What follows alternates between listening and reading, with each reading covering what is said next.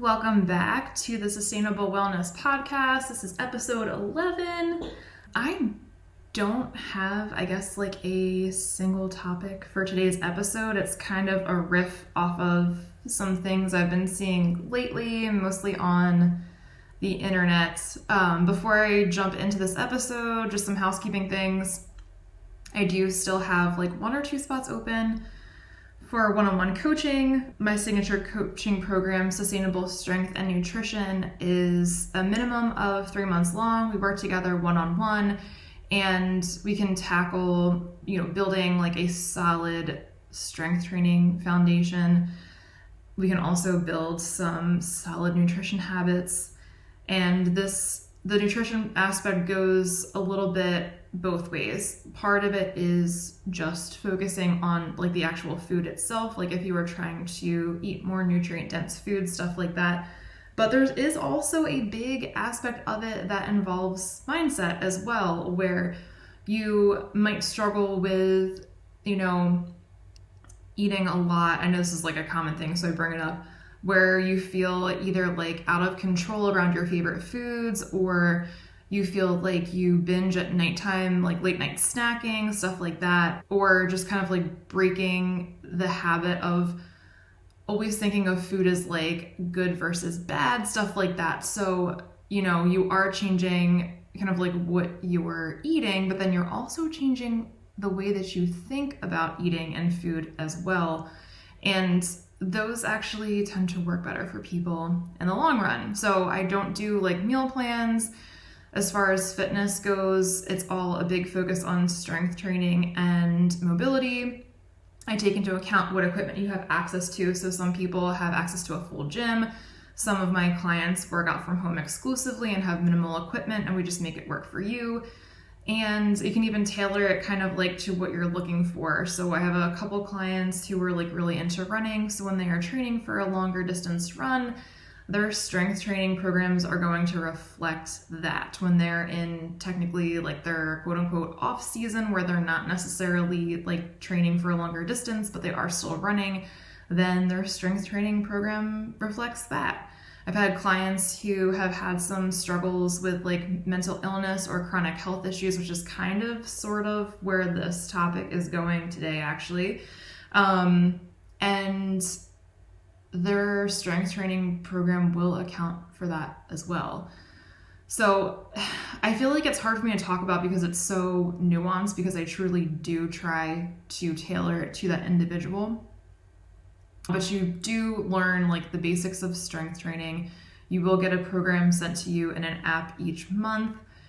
You'll have demos in there, which if you were watching this video on YouTube, a lot of the demos that are in the app itself, they're housed in that app, are on my YouTube channel as well. Of course, there's not any other context kind of there. So it's if you're interested in a certain exercise, you can just do a video search in my YouTube channel and it'll pop up, and it'll give you an explanation of the form and maybe some things to look out for, maybe some modifications, but in the context of where it would fit in to your workout. That's a little bit more personalized, but the stuff is there if you want to go check that out as well. But anyway, I will probably take on one or two more, at least for a while. As soon as those spots are filled, they are filled. I currently have 2 people who started with me recently, and that is more intensive as far as on my part, especially in the very beginning where we're meeting more often. It's a lot more hands-on with you just getting started. So I want to make sure everyone comes in, gets acclimated. I'm able to give you enough one-on-one support, either through meeting weekly, emails, or text messages back and forth, stuff like that. So I only take on a few people at a time. After that 3 months is over, some people, usually I will say most people continue on at least for a little bit. They might do more of a month-to-month type thing. Sometimes we back off the number of sessions, but we still are in contact. You're still getting workouts every month, stuff like that. So after that initial first 3 months, you do have a little bit more flexibility, which enables me again to kind of open up another coaching spot or two or something like that. So I'm a little protective of my time over as far as that goes when it comes to one-on-one clients. I'll also be shifting gears as we make it through the end of the year. We are now like in the middle of October. And so of course the holidays are coming up, and then there's going to be like every year I do like a holiday fitness challenge. So that's kind of on the radar. Last year I did a Black Friday sale. I will probably be doing one this year as well. Actually, I did one the year before too, I think. Yeah, I've done a couple Black Friday sales. So Black Friday / like Cyber Monday, that whole weekend. So if you are on the lookout for that kind of stuff, you're interested in coaching, getting like first, dibs on the Black Friday sale, or joining a fitness challenge. And again, because if you've been around me long enough, you know that realistic is the way to go. So it's a very realistic fitness challenge. If you're interested in any of that stuff, make sure you're following me on social media, especially make sure that you are signed up for my email list, because you guys are always the first to know what is going on if you're on my email list. Links to all that stuff is in the show notes. Okay, enough of that. On to today's topic, or I don't know, like blend of topics. It's basically coming off the heels of some things I have noticed. And it's kind of always been there, I feel like, in like the health and fitness space, even in like coaching and self-help, that sort of stuff I'm seeing a little bit more. And I guess I feel a little nitpicky about this. And when it comes to like when people start talking about that kind of stuff in reference to behavior change and how to improve those areas of their lives, whatever they may be that they are looking to work on. I think I'm like, maybe I'm just not the audience. Maybe I'm not the target audience for the types of things that I'm seeing. I don't know, because I'm always kind of like, and it's hard for me to not like look at it through the lens of people who have had like, I guess, trauma or are dealing with mental illness or have a chronic illness, because I feel like it bypasses those things sometimes. I don't know. I feel sometimes I'm like, you're just being soft. But then like my own experience and clients who I've worked with have also experienced those things, and it makes them feel shitty. I've felt kind of shitty in regards to that sort of stuff too.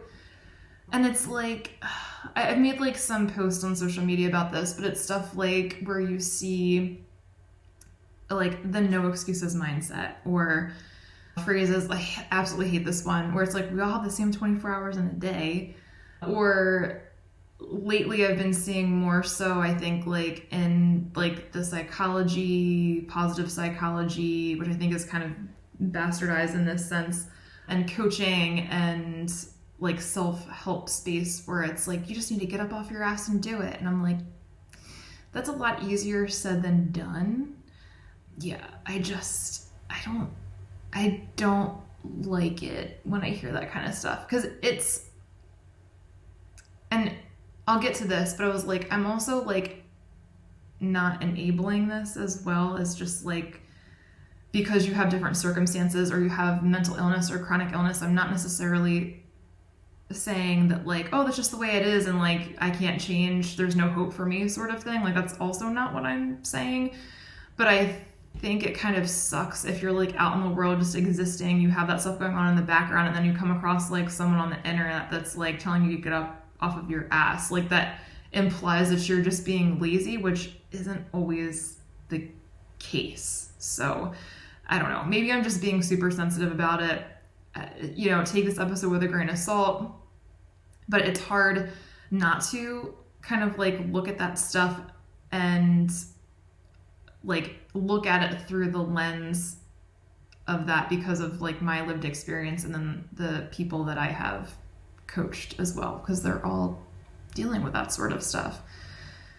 So to tell someone who is currently like dealing with something traumatic that happened to them, or has, I don't know, a chronic illness flare up, or even if they don't have any of those things going on, but like they're going through grief or some other like super stressful event in their life, to tell someone in those situations that just need to get up off their ass is not helpful, because maybe they can't, like maybe they literally can't. And maybe it takes an incredible amount of mental gymnastics in order for them to do this. And this goes for people who don't even have other mental or physical health issues going on. It can just be like people just like living but having a lot of competing priorities, and like that's also valid. Like I kind of thought the other day, because again, I just gave my whole like spiel, my shameless plug about coaching, because it is what I do, it's what I excel at, and I've been doing it for a while. I still am just as in love with it to this day as I was 12 years ago when I got into the fitness industry. And like I have helped some people along the way. So of course I'm promoting that to help more people and also grow my business, like full transparency.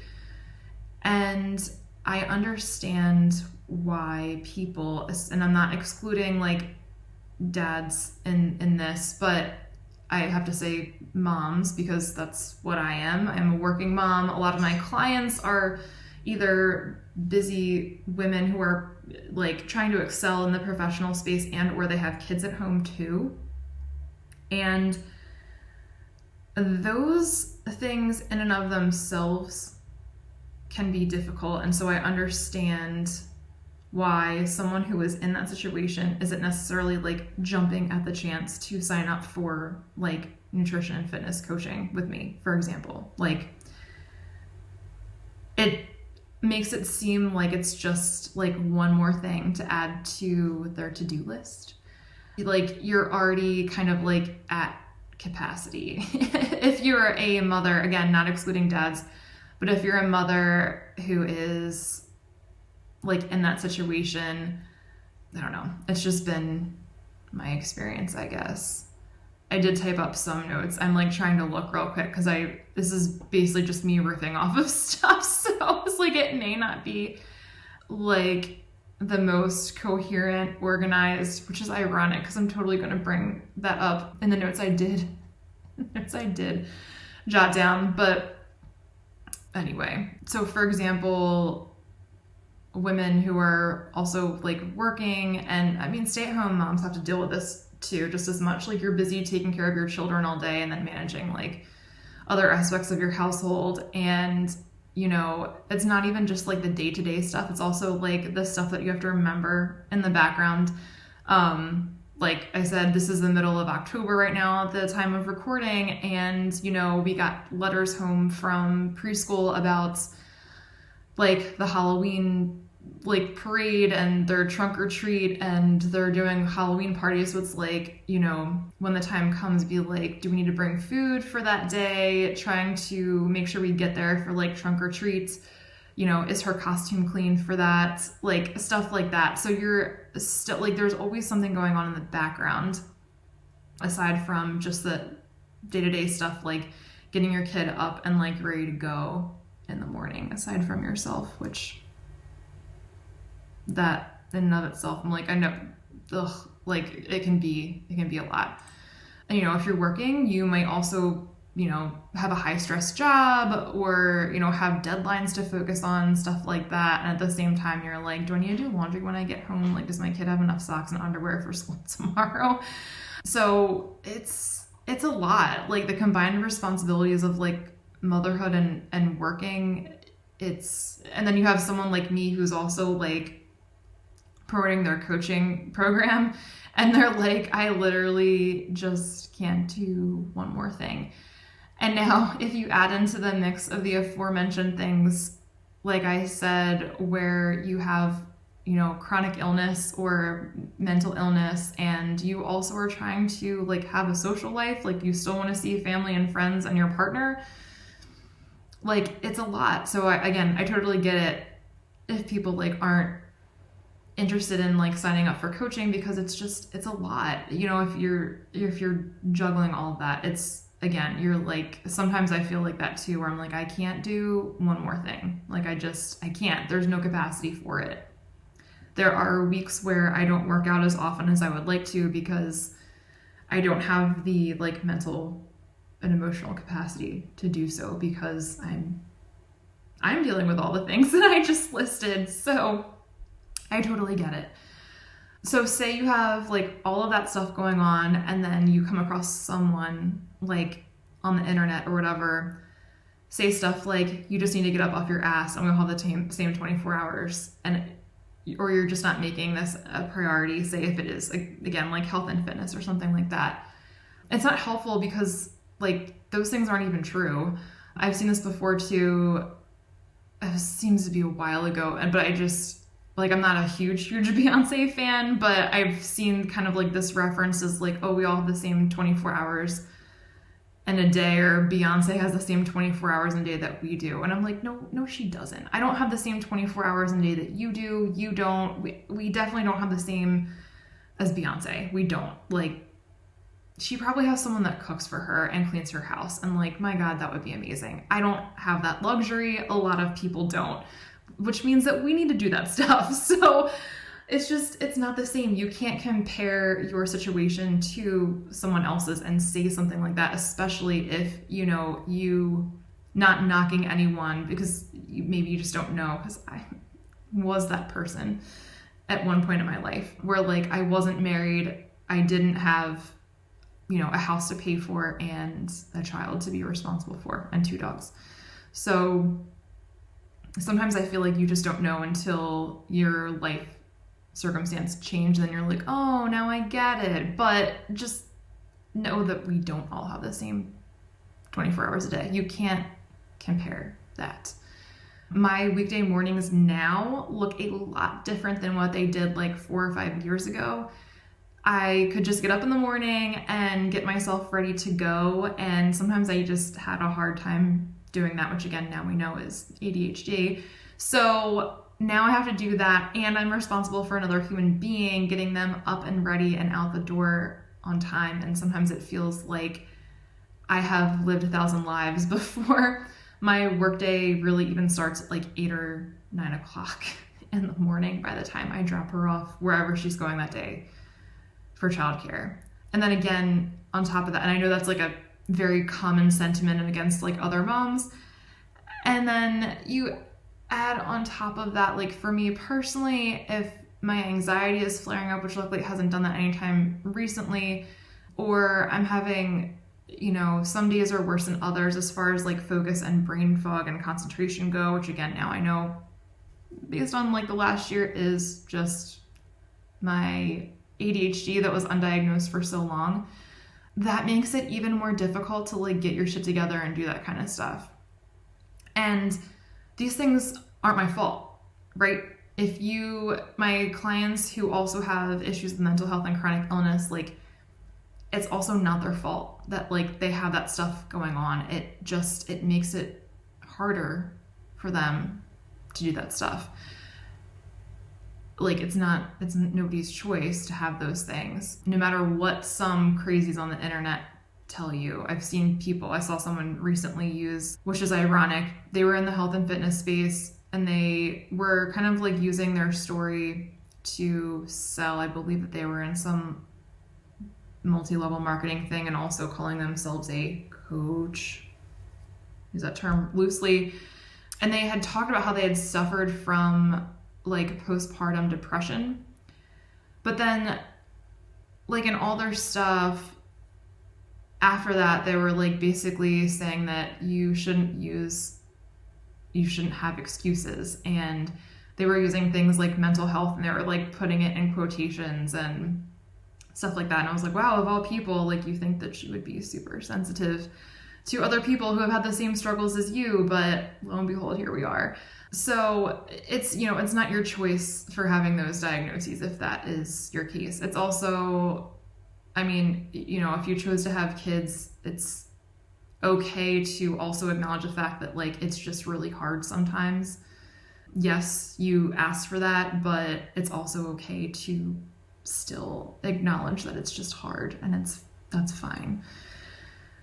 So there's like talking about that again, it still doesn't give you like a free pass to just be like, well, it is what it is. Like, we're just not going to do that then. I feel like there is a fine line in between giving yourself some grace, but also not enabling that stuff. Because if you do have certain goals that you are looking to achieve, whether that be like in the self-help space or in fitness, nutrition, health, etc., you still need to figure out what works for you. Like, it may not look like, I think, what some people are saying. Like, we all have different strategies and stuff that work for us. So maybe what's working for someone that they're like promoting, for example, like some fitness influencer or whatever, maybe that works for them, but it's not going to work for you. Or maybe just their lifestyle is so totally completely different than yours, then like that's not the person to like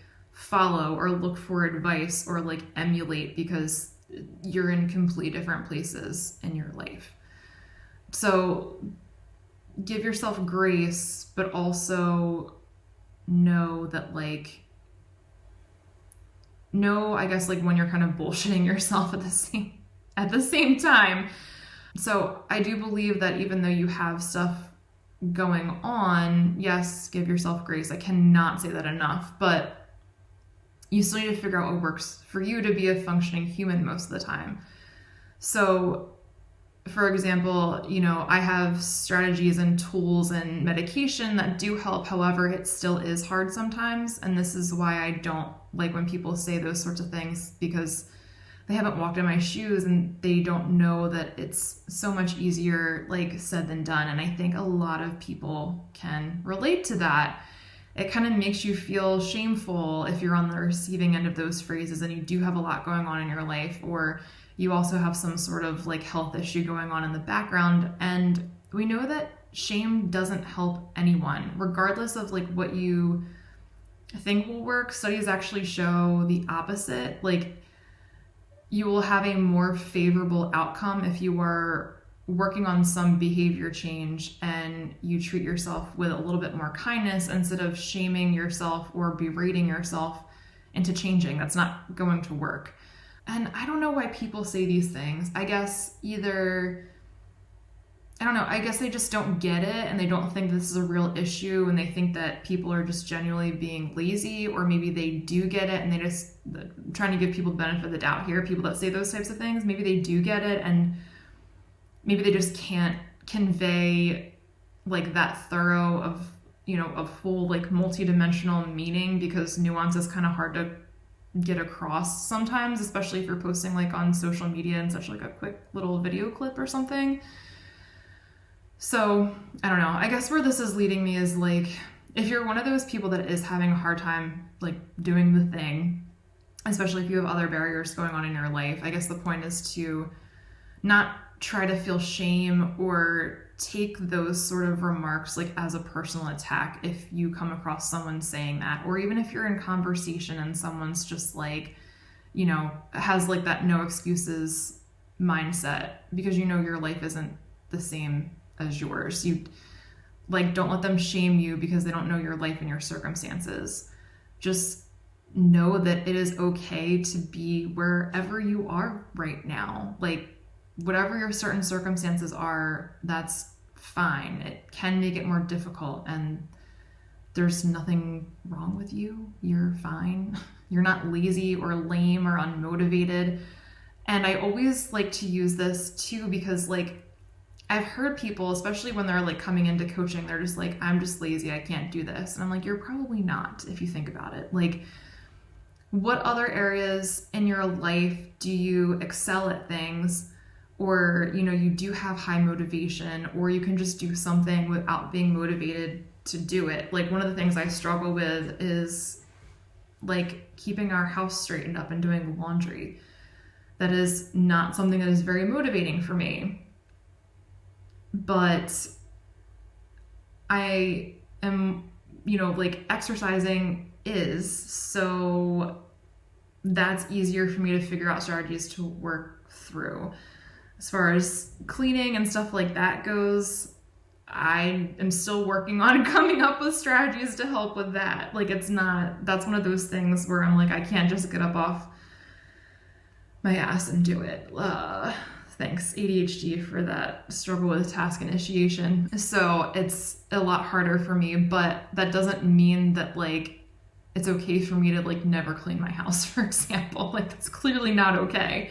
And I'm sure it's the same for you. If you have ever thought like I am just lazy or I just need to find the motivation to like work out, there is proof there in your life that there is probably something else that you are really good at and efficient at and motivated to do. So you're not lazy. Like you just have a different skill set, or your priorities are devoted to that at the moment. It's nothing to do with you as being lazy. Like I hate that. It just feels so shameful, I guess, especially like in our society where it's just like go, go, go and hustle and, you know, sleep when you're dead and stuff like that. Like you're not lazy. I promise. You most likely are not lazy. So it's just proof that like, it's proof that you're fine and there's no need to feel shame about not doing something like eating healthier or working out. Sometimes it is a knowledge thing, sometimes it isn't. Sometimes it's a support thing, sometimes you need help strategizing with someone else. Like the whole nice thing about a coach, for example, or, you know, I've been going to the same therapist for like 6 or 7 years, like same thing with her. Like the helpful thing is you have someone who can like listen to you, take on, like hold space for all your shit, and then you come up with a plan in order to figure it out. Is basically all it is. So sometimes you do need to add in some help to get that stuff done, but you're not lazy or unmotivated. You just might need different strategies. So like one strategy that does work for me in another aspect of my life is I am by nature a very disorganized person. I have to leave myself. I have Post-it notes. I have reminders on my phone. I literally have like a Post-it note app on my phone. I have a calendar that I share, it's iCalendar or Google Calendar or whatever, with my husband. And I also have which is sitting right next to me. I also have an old school like paper calendar in order for me to keep my life together. If one of those things like kind of like falls out of place, it's harder for me to function. So it does take extra effort probably for me compared to someone else that maybe doesn't have an issue with being disorganized, but I know that those are the things that work for me. And it's not perfect. Like I still mess up. I still forget things. I'm a human being. Sometimes like the system isn't foolproof, but I cannot imagine literally like what it would be like. I would be such a mess, like more of a mess than I already am if I wasn't like utilizing those strategies to like keep things together. And that may look different than from other people. Like, you know, someone else who has ADHD may use different strategies that work for them. I know that's like kind of a hot topic in the neurodivergent community, is like whether planners like actually work for us or not, or we love the idea of a planner but then it kind of falls by the wayside. So some people rely on their phones for everything. I am one of those people that it's good for reminders and like some like the day-to-day schedule stuff, especially because my clients use a scheduling app and it populates on my calendar. So like that's helpful. But as far as like some other stuff that like requires any sort of detail that isn't just like a quick check of like my calendar, I am going to get distracted by my phone and then I'm not going to go in there and like do the thing that I was supposed to do anyway. So in that case, that is where paper comes in. Some people can't do paper. Some people can only do paper. Like different strategies work for different people. And it's no different when it comes to health and fitness as well. Different strategies work for different people. And making blanket statements, just like saying like you should do the thing or thinking that people are lazy, it's not it. It's not it. So all that being said, give yourself grace. Trying to take it personally when people say stuff like that, like the whole no excuses mindset. There's lots of excuses and some of them are really good and some of them you can't help. It is what it is. But also know that like if you do want to change certain things, then it is going to require some effort. You might have to hire help in some way, shape, or form. It's definitely not easy, but know that it is possible for sure. You can improve like your health and well-being. It just may not be in some of, I would say, the more mainstream ways that are presented sometimes in like the health and fitness industry. Very rarely, I feel like, are things like competing priorities and mental or physical health issues taken into account. They usually don't enter that discussion when you see things like that. Like Pinterest is like classic for this. If you go in, you'll see like some sort of, I don't know, like 30-day like workout type thing, and you're supposed to do something like every single day for like 30 days. Or this is one of the reasons why I don't do meal plans. Number one, I'm not a registered dietitian. So in my state of Delaware, first of all, it's illegal. Second of all, because I'm not a registered dietitian, I have other credentials, but not that one. So technically it's illegal. It is in a lot of other states too. So be wary of people who don't have like that RD credential, or there's also another one, like a clinical nutrition specialist, a CNS, where they also have to take like a licensing exam and do like an internship and all that as well. Like those require higher education internships and more things are involved than what I took in my undergrad, and other ancillary coaching certifications. So no meal plans. But also they don't always work, because I can sit down, and I'm calling myself out here because in the beginning of my career I was doing that because I did not know any better, both like legally and like professionally yet. In my experience, I have actually sat down with people and made meal plans with them, had them involved with them, and then they still wouldn't stick to it. And not necessarily, it's not their fault. It's just, that's how like life is a lot of times. You know, you want to eventually like go out for lunch with your coworkers, or I don't know, you want to go out to dinner with your partner or your girlfriends, or go to happy hour or something like that. And so like if that doesn't fit in your plan, quote unquote, then you're not going to stick to your meal plan, and that's fine. So that's one of the other reasons why like I don't do that stuff either, because I feel like it doesn't take into account all of the other things that come up in life. It doesn't teach clients how to navigate that stuff as well. And the same goes for exercise. Like, for example, you know, my client has their plan. They have like their 2 strength workouts. We might talk about some other things to do in the meantime. And yet it still may take them a while and some trial and error to figure out where that's going to fit in their week. Again, especially if they are a working parent, because they're trying to fit that in like pockets of time, like before or after work, depending on how old their kids are. That can, and like what activities their kids are involved in, that can be like another aspect of something to work around. So knowing all of that, having personally experienced those things, and then worked with a lot of people where that's their norm, you know, this aforementioned statements that I keep talking about that like don't take those things into account are just like so pointless. And again, if you add on other issues that you have, like mental or physical illness, it's just another layer to work around. And like the conventional things you're gonna see on the internet just they don't apply to you. And that doesn't mean that there's anything wrong with you.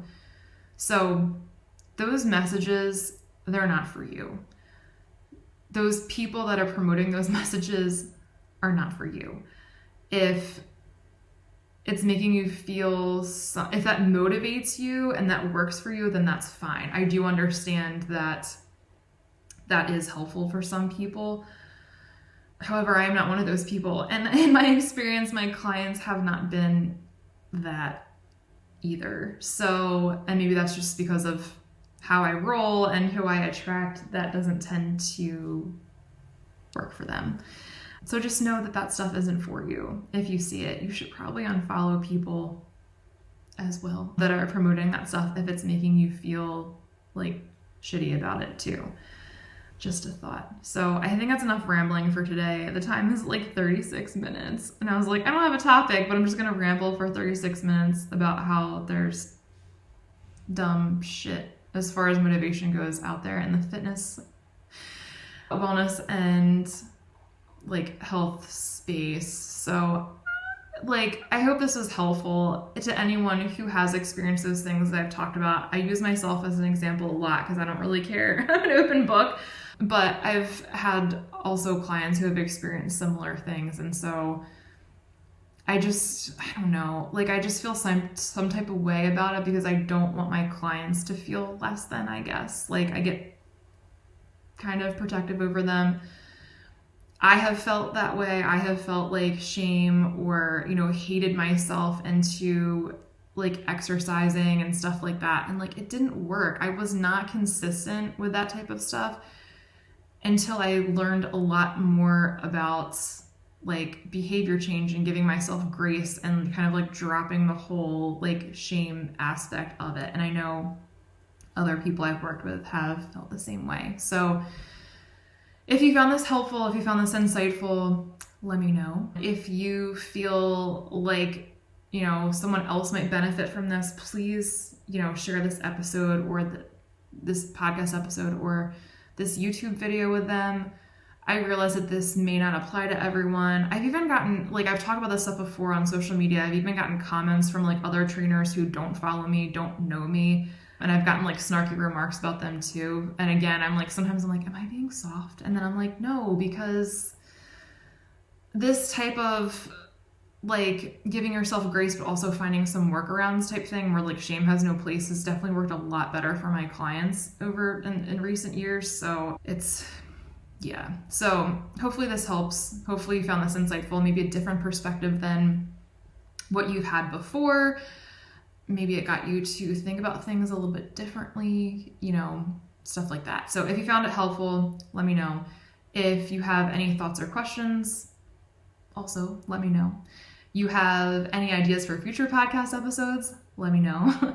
If you liked this, please rate and share and all that good stuff, because it sounds trivial, but that does help whatever like podcast algorithm or, YouTube algorithm. It does help my content be found by other people. So if you find it helpful, it's probably going to help somebody else in that respect. So yeah, give it a share, give it a like, a follow. I appreciate any feedback. Yeah. If you have any questions about coaching, please see any of the details in the show notes. All of my contact info will be there as well. And that's it for today. I will see you guys next time. Be safe and be well.